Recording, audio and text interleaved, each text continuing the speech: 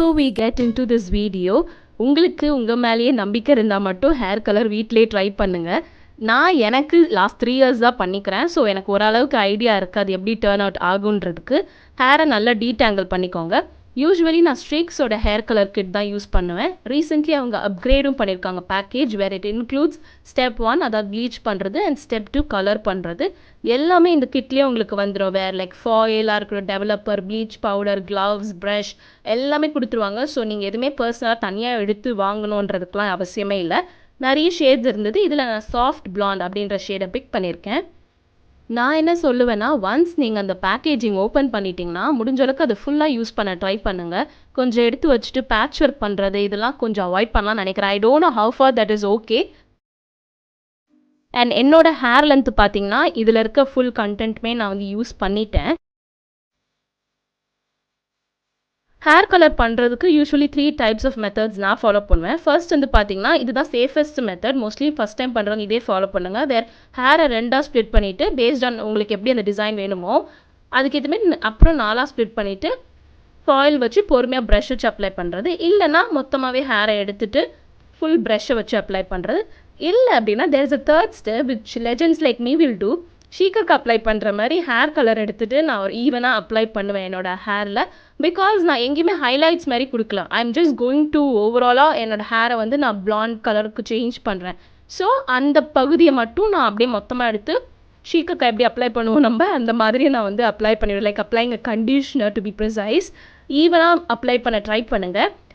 ஃபுல்லாக அப்ளை பண்ணிவிட்டு and also little bit நான் என்னோடய ஃப்ரிஞ்சஸ் இருக்கிற இடத்துலையும் அப்ளை பண்ணுறேன். நான் ஏன் இப்போ அப்படி பண்ணுறேன்றது உங்களுக்கு இப்போ சொல்ல மாட்டேன். But I show you when the hair colour is done. Hair bleach apply பண்ணிவிட்டு நெக்ஸ்ட்டு ஹேரை 4 செக்ஷன்ஸாக பிரித்து ஃபாயிலை வச்சு நான் வந்து கவர் பண்ணிடுறேன். ஒரு 30 மினிட்ஸ் இதை நான் விட்டுடுறேன். அண்ட் ஆல்சோ உங்களுக்கு எந்த லெவலுக்கு வந்து அந்த பிளாண்ட் ஆர் அந்த ப்ளீச் வந்துட்டு எஃபெக்டிவாக தெரியணுமோ அவ்வளோ நேரத்துக்கு நீங்கள் அதை விடலாம். But maximum 30 to 40 is the maximum. So நான் ஒரு 30 to 35 மினிட்ஸ் மாதிரி விட்டுட்டு I just wash my hair with regular shampoo.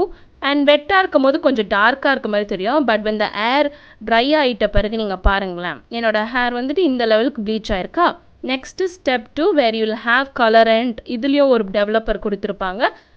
அதை நான் ஃபுல் குவான்டிட்டி யூஸ் பண்ணிடுவேன்.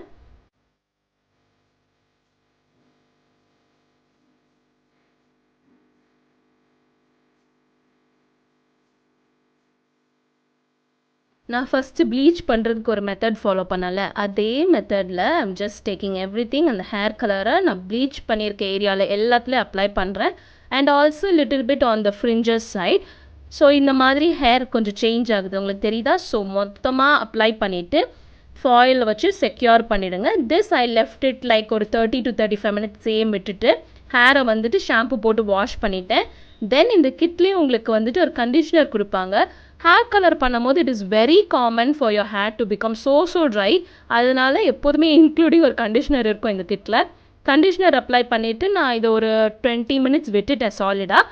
அதுக்கப்புறம் ரெகுலராக வாஷ் பண்ணுற மாதிரி என்னோடய ஹேரை வந்துட்டு வெறும் வாட்டரில் நான் வாஷ் பண்ணிட்டேன். The very next day natural லைட்டில் என்னோடய ஹேர் கலர் இப்படி தான் தெரிஞ்சுது.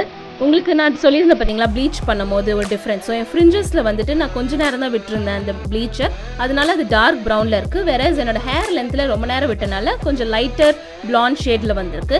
So this is how I wanted it to turn. Hair கலரில் இதுதான் ட்ரிக். நீங்கள் எவ்வளோ நேரம் அந்த ப்ளீச்சோ ஹேர் கலரோ விடுறீங்களோ அதை பொறுத்து தான் அந்த கலரோட இன்டென்சிட்டி இருக்கும். அதை பொறுத்து நீங்கள் வேரியேஷன்ஸ் காட்டிக்கலாம். So that's it. Bye bye.